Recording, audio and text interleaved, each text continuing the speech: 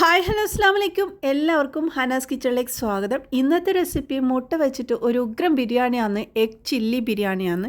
ഈ ഒരു പേരിടാൻ കാരണം തന്നെ നല്ലൊരു എരിവും ടേസ്റ്റും ഒക്കെ കൂടിയിട്ടുള്ള ഒരു ഉഗ്രം ബിരിയാണിയാണ്. അപ്പോൾ ഇതെങ്ങനെ ഉണ്ടാക്കുന്നതെന്ന് നോക്കാം.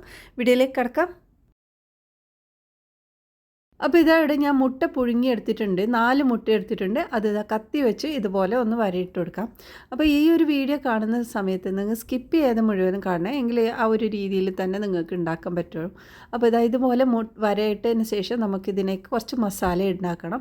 1/4 ടീസ്പൂൺ മഞ്ഞൾപ്പൊടി, 1 ടീസ്പൂൺ മുളക് പൊടിയും, പിന്നെ കുറച്ച് ഉപ്പും കുറച്ച് വെള്ളം ഒഴിച്ചിട്ട് നന്നായിട്ടൊന്ന് മിക്സാക്കി നമുക്ക് ഇതിലേക്ക് നമ്മുടെ മുട്ടയിട്ട് നന്നായിട്ടൊന്ന് മിക്സാക്കി വെക്കാം.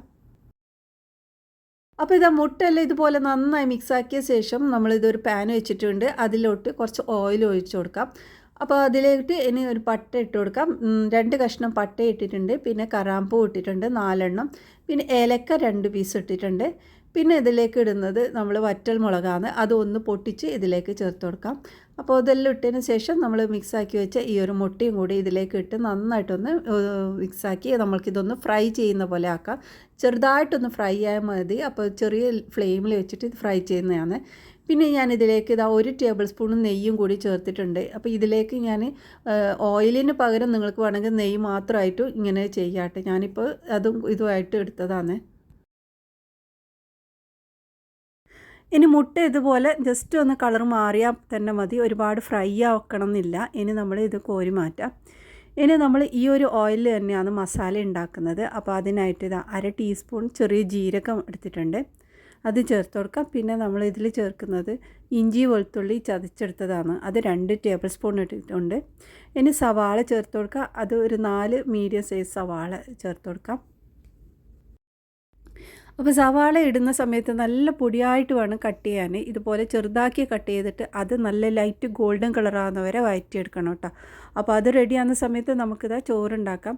അപ്പോൾ ഇവിടെ നെയ്ച്ചോറ് ഉണ്ടാക്കുന്നത് ചെറിയ അരിനെ കൊണ്ടാണ്, ജീരകശാല അരി. അപ്പോൾ അത് നന്നായിട്ടൊന്ന് വറുത്തെടുക്കാൻ ഞാനിവിടെ. അപ്പോൾ ഞാനിവിടെ ഒരുപാട് വീഡിയോയിൽ ഞാൻ ഈ ചോറുണ്ടാക്കുന്നതിൻ്റെ ഒരു വീഡിയോ കാണിച്ചിട്ടുണ്ടായിരുന്നു, അതുകൊണ്ട് ഇതിൽ ഡീറ്റെയിൽ ആയിട്ട് പറയുന്നില്ല. ഇതുപോലെ വറുത്തെടുത്തതിന് ശേഷം ഇതിൻ്റെ അരിവിൻ്റെ മുകളിൽ വരുന്ന രീതിയിലാണ് വെള്ളം ഒഴിക്കുന്നത്. അപ്പോൾ നമ്മളിത് ലാസ്റ്റാണ് ഉപ്പ് ചേർക്കുന്നത് വെള്ളം ഒഴിച്ചതിന് ശേഷം. എപ്പോൾ നെയ്ച്ചോറൊക്കെ ഉണ്ടാക്കുന്ന സമയത്ത് കുറച്ച് കൂടുതൽ തന്നെ നമ്മൾ ഈ ഉപ്പൊക്കെ ചേർത്ത് കൊടുക്കണം കേട്ടോ, അപ്പോഴേ അതിന് പാകമായിട്ട് വരുള്ളൂ. അപ്പോൾ എല്ലാം ഇട്ടതിന് ശേഷം നന്നായിട്ട് മിക്സാക്കി നമുക്ക് അടച്ച് വെച്ച് വേവിച്ചെടുക്കാം. അപ്പോൾ ഈ ഒരു സമയത്ത് നമ്മുടെ സവാളയൊക്കെ നല്ല ഗോൾഡൻ കളറായിട്ടുണ്ട്. ഇതിലേക്ക് 4 പച്ചമുളകാണ് ചേർത്ത് കൊടുത്തിട്ടുള്ളത്. നല്ല എരിവുള്ള പച്ചമുളകും ഇട്ട് നന്നായിട്ടൊന്ന് ഇളക്കിയെടുക്കാം. ഇനി ഇതിലേക്ക് പൊടികളാണ് ചേർത്ത് കൊടുക്കാനുള്ളത്. അപ്പോൾ 1/2 ടീസ്പൂൺ ചെറിയ ജീരകം പൊടിച്ചതാണിത്. അപ്പോൾ വറുത്ത് പൊടിച്ച ചെറിയ ജീരകം ചേർത്തിട്ടുണ്ട്. ഇനി 1 ടീസ്പൂൺ മല്ലിപ്പൊടി ചേർത്തിട്ടുണ്ട്. ഇനി 1/4 ടീസ്പൂൺ മഞ്ഞൾപ്പൊടി ചേർത്ത് കൊടുക്കാം.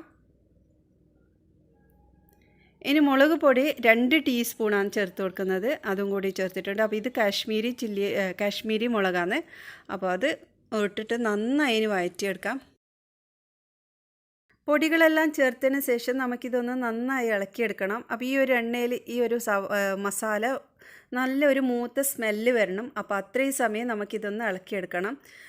ഇനി നമുക്കിതിലേക്ക് വെള്ളമാണ് ചേർക്കാനുള്ളത്. അപ്പോൾ ഇതൊരു ടിപ്സും കൂടിയാണ്. നമ്മൾ ബിരിയാണി ഉണ്ടാക്കുന്ന സമയത്ത് ഇങ്ങനെ ചെയ്താൽ നല്ല കുഴഞ്ഞിട്ട് കിട്ടും നമ്മുടെ മസാല.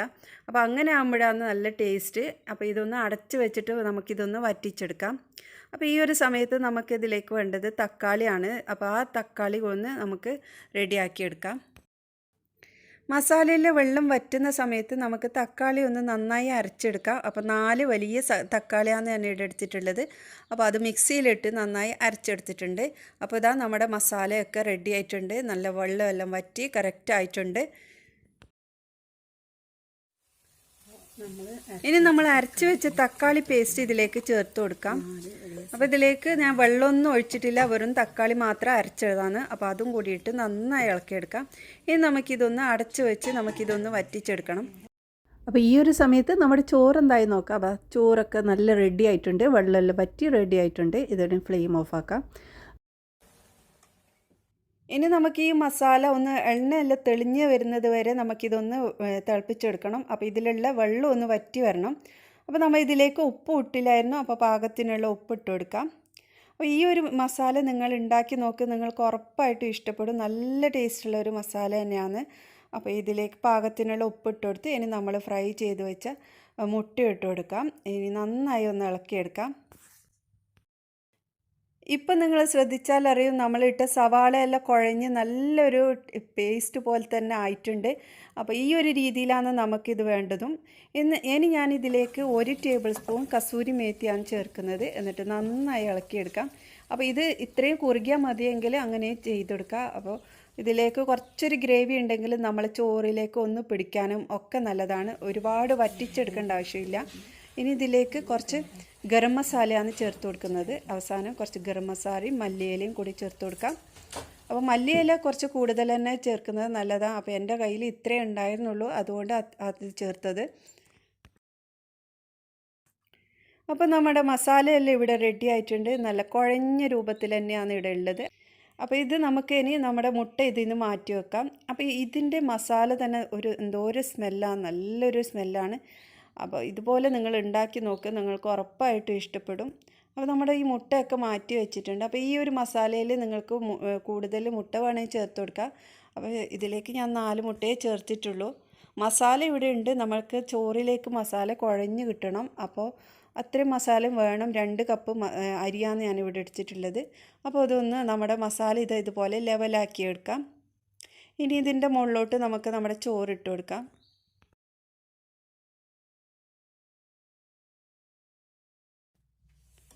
അപ്പോൾ നമ്മുടെ ചോറൊക്കെ ഇട്ട് നല്ല ലെവലാക്കി എടുത്തിട്ടുണ്ട്.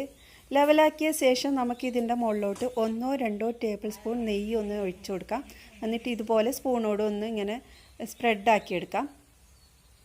അപ്പോൾ ഇത് നിർബന്ധമാണ്, നല്ലൊരു സ്മെല്ലാണ് ഇതുപോലെ ചെയ്താൽ. ഇനി നമ്മൾ എടുത്തു വെച്ച മുട്ടയും അതിൻ്റെ കൂടെ കുറച്ച് മസാലയും എടുത്ത് വെച്ചിട്ടുണ്ടായിരുന്നു. അപ്പോൾ അതും ഇതിൻ്റെ മുകളിലോട്ട് ഇട്ട് കൊടുക്കുക. ലാസ്റ്റാണ് ഇത് ചെയ്യുന്നത്. എന്നിട്ട് നമുക്ക് ഇതെല്ലാം ഒന്ന് സ്പ്രെഡാക്കി എടുക്കാം.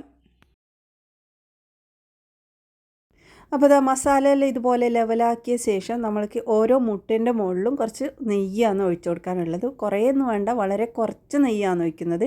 ഇങ്ങനെ ചെയ്യുമ്പോഴുണ്ടല്ലോ നല്ലൊരു സ്മെല്ലാണ് വരുന്നത്. അപ്പോൾ അതുപോലെ ചെയ്തതിന് ശേഷം ഒരു 15 മിനിറ്റ് നല്ല ലോ ഫ്ലെയിമിലിട്ട് നമ്മൾക്കിതൊന്ന് അടച്ച് ദം ചെയ്ത് വെക്കാം കേട്ടോ.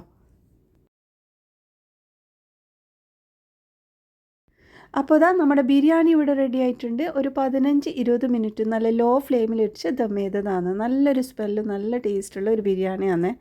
അപ്പോൾ ഇത് നിങ്ങൾ ദം ചെയ്യുന്ന സമയത്ത് അതിൻ്റെ മുകളിലോട്ട് കുറച്ച് മല്ലിയിലൊക്കെ ഉണ്ടെങ്കിൽ അത് എടുക്കാം കേട്ടോ.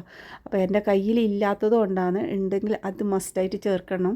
അപ്പോൾ അത് ഇതാ ഇപ്പോൾ നമ്മൾ ഈ ഒരു മുട്ടയൊക്കെ ഇതിൽ നിന്ന് മാറ്റി വെച്ചതിന് ശേഷം നന്നായിട്ടൊന്ന് മിക്സ് ആക്കിയെടുക്കുക. ഈ മസാല എല്ലാ ഭാഗത്തും നന്നായിട്ട് മിക്സ് ആക്കിയിട്ട് നമുക്ക് സെർവ് ചെയ്യാം. സെർവ് ചെയ്യുന്ന സമയത്ത് ആദ്യം നമ്മൾ മുട്ട ഇതുപോലെ പാത്രത്തിൽ വിളമ്പിയിട്ട് അതിൻ്റെ മുകളിലോട്ടാണ് ഞാനിവിടെ ചോറ് വിളമ്പുന്നത്. അപ്പോൾ ഈ ഒരു രീതിയിൽ തന്നെ ആക്കണമെന്നില്ല.